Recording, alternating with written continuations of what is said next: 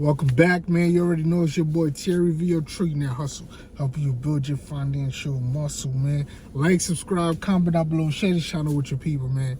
Y'all already know I'm gonna keep the videos coming, man. I appreciate everybody who's been watching the channel, subscribing, and liking, and all of that, telling people about the channel. But today, we're gonna talk about how China. I was wrong about China. China's going to crash. And I had thought China had it all figured out, being that they have all this technology and they are, per group, the smartest people graduating school. They have the minds and all of that, but they didn't learn from our mistake. And I'm gonna explain it all just now in the video, man. They did not learn from our mistake in 2008 with the housing bubble. And that's what's about to happen to China. But anyway, I'm gonna explain everything, make it real simple. Hopefully you guys understand what I'm saying, you guys can keep up. If you don't understand, you need me to re-explain it, drop a comment down below. Or, you know what I mean, hit me up on the message directly. You know what I mean? Some of y'all be hitting me up on the message directly. I explain everything. But anyway, we gonna get to it, right? To some people, buying a home is an investment, right? But the true investment for people who buy homes is for the bank. The bank is the one that is really making a great investment when you buy the home. When you buy the home, it's honestly a ball and a chain around your ankles. Let's keep it a buck, man. First of all, how did buying the home thing come to be about? Back in the days when the first depression happened, during like the 1920s or whatever, you could have bought a home in those times and paid off the home in about 4 or 5 years. 4 to 7 years, tops. You could have paid off the home. Homes were going for less than $50,000 a year. Less than $50,000 in total cost, right? But when the Great Depression happened, the bank said that all of the big banks got together and sat around and said, hey, we need to figure out a way to keep people in a longer paying loan, so that gives us more time to make more money off of that loan. And don't worry, I'm gonna explain everything, right? So they became with the homes. Homes are big purchases. They're probably the largest purchase anybody's ever gonna make. Most people only make a home purchase once or twice in their lifetime. And it is a big purchase that you're gonna be in a long contract for at least 30 years. And if you guys didn't know, a mortgage really stands for mortgage, mort and engage. Mort means death, engage. That's what you combine the two words into mortgage. So the contract of a mortgage is you're gonna be engaging this till death.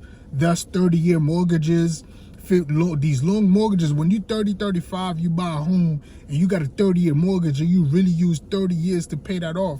By the time you paying that off, dude, you close to dead. You're engaged until death. You're like 60, 65 or whatever. And then let's say you sell that, make a little bit of money, because the money you think you're making on a home, you're really not. If you buy a home, let's say whatever, 4, 5, 6% interest, by the time you pay off that home, you really are paying double for the house. How much the house was originally worth when you bought it.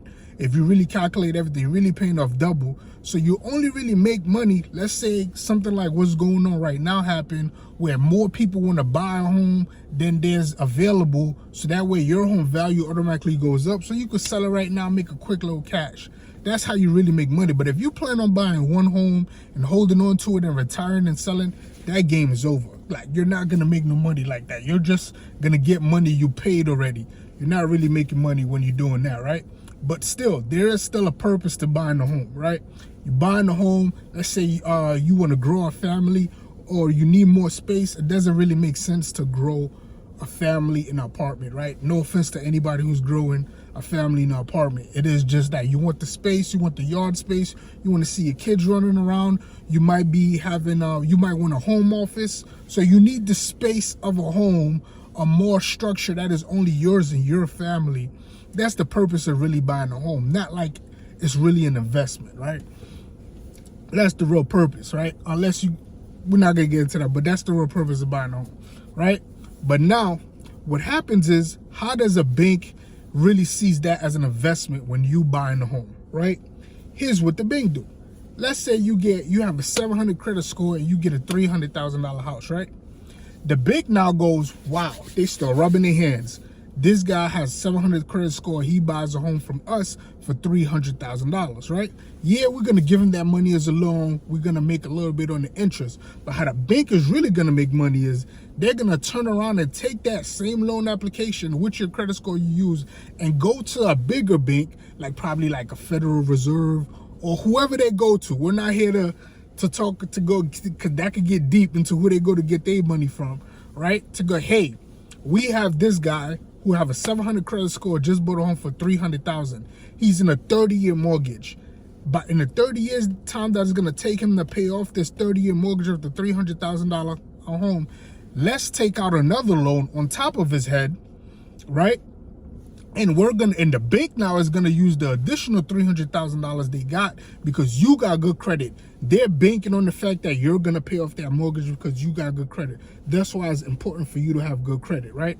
So the $300,000 they got on top of your head, right? They're gonna take that $300,000 and flip it in the market, stock market, while the $300,000 they gave you for your crib, they're gonna make some money off of that, off the interest, right? And what you're really gonna be to end up paying double. So they already know they got double that amount coming, right? And then the $300,000, you only need to average, I believe when I did the math, 15% for 7 years, right?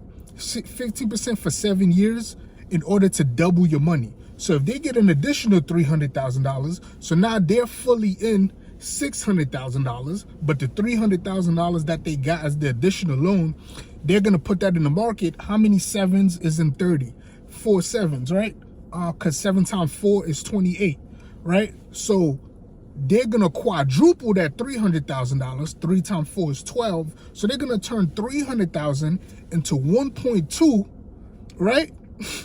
Plus the 600,000 they're gonna get from the original loan of the crib that you paying back plus the interest. So that's about $600,000. So a $300,000 loan, the bank done really made about what, $1.8 million.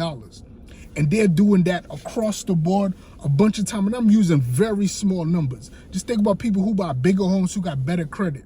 This is how the bank really make money, right? But now, for all of that to work properly, they have to have the collateral. The collateral of, if you don't pay off your loan, if you default on the home loan, they could come repossess your house, sell off your house for pennies on a dollar, and go break it off with the person who they got the additional loan from, and be like, yo, look, he couldn't pay on his loan, we thought he had good credit, but let's split this proceed and we both take an L on it and write it off. Cool, they still making money, right? But now, what causes a housing crisis, or like in 2008, what really happens is when you are, let's say they're taking out loans and loans and loans on top of your head, and so that means they're in the hole deep for this crib, but now that house is not really worth the amount of, if it do go down, if it do go crash, can it pay off all of these loans they take? That's what you call a bubble. There's way more money involved in this deal than what's actually valuable is worth, and can it hold all of these loans? That's what's going on. So now when that happens, you have a bubble, meaning that when you sell the house, even the little bit of money you get for it, let's say they take the house back or whatever, you default on the loan, the little bit of money they get back, that little bit of money cannot go share across all of these loans they had taken on top of your head in order to go flip the money to make more money on top of the loan that they had gave you because you had good credit. Now that creates a bubble, and when the bubble pop, everybody goes down, but the bank's never gonna fail because they're gonna get bailed out. Now, the bailout makes it worse because now, okay, the thing that we had put all these loans on top of, when we sold it, it wasn't worth that much to pay off all of these loans, and now we gotta bail you out. So now we basically give you money for something with no value, so we're decreasing our own dollar value. I hope I'm making sense to everybody, right? And that's how you get money's becoming worth less, because you're paying for stuff that's not worth anything, but you got to bail out the banks because you can't let the banks fail, right? Because what usually happens when people think the bank's going to fail, everybody go to the bank and be like, yo, I want to take my money out. I want to take my money out. Excuse me. But why during the Depression or anything like that, they never let people take their money out? Because that's their last resort of collateral. If they let you take your money out or your valuable out, then there's nothing for the bank to bring to the other person who they had a loan on you on for collateral. Then they're completely kaput and out the business. That's called the banks have failed. They can't fail. They're going to tell you, yo, sit tight till we figure this out. We ain't gonna let you get your money. We gonna hold on to it because that is our only collateral, which is your money or your valuable thing that you have. That is our only collateral in order for these loans we took on top of you. Now, this is what basically happened in 2008, right? The banks was taking loans and loans and loans and loans and loans on top of houses that were not worth that much. So the house had a big balloon on top of it because there's so much money that they're saying they're going to get back on this loan, and people were being qualified for homes that did not qualify, that did not have good credit, that could not pay off the loans. So when these people actually went kaput and didn't even pay off like 20% of the house, there was nothing for the bank to take back to all of these loans that they took on top of you.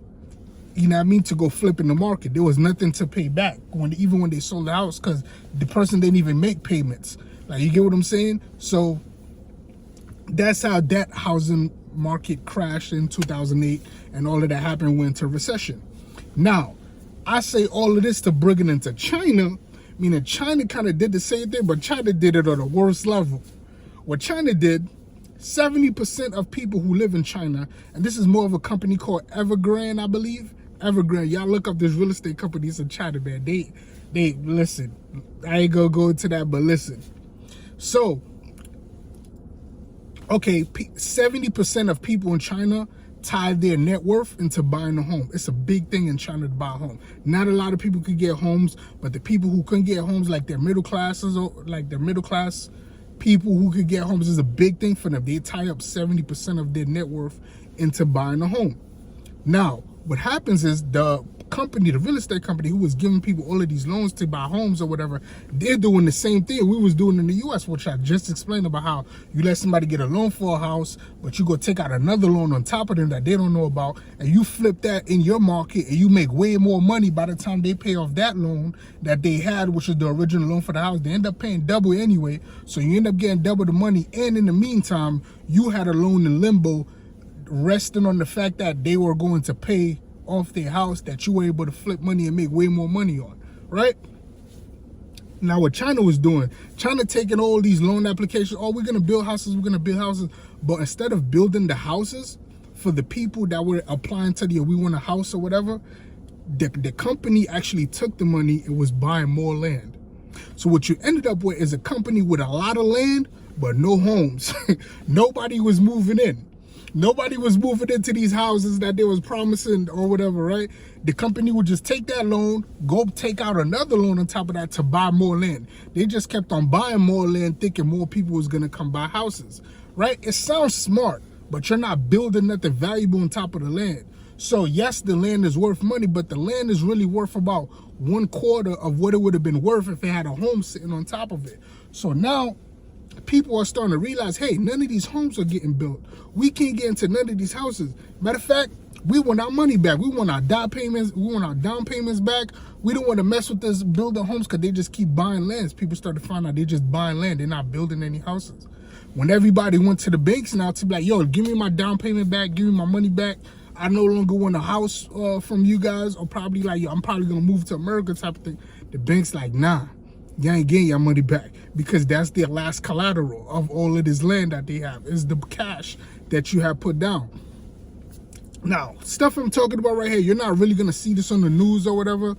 They're not talking about it because China is still seen as a superpower, and they don't want to seem like they're going down or they're falling apart.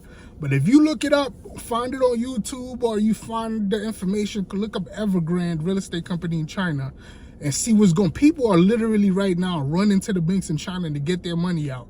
And the banks are shutting down. They're not letting people get their money out. It's crazy. It's crazy what's going on in China, man. So that's going to force China economy to take a big hit.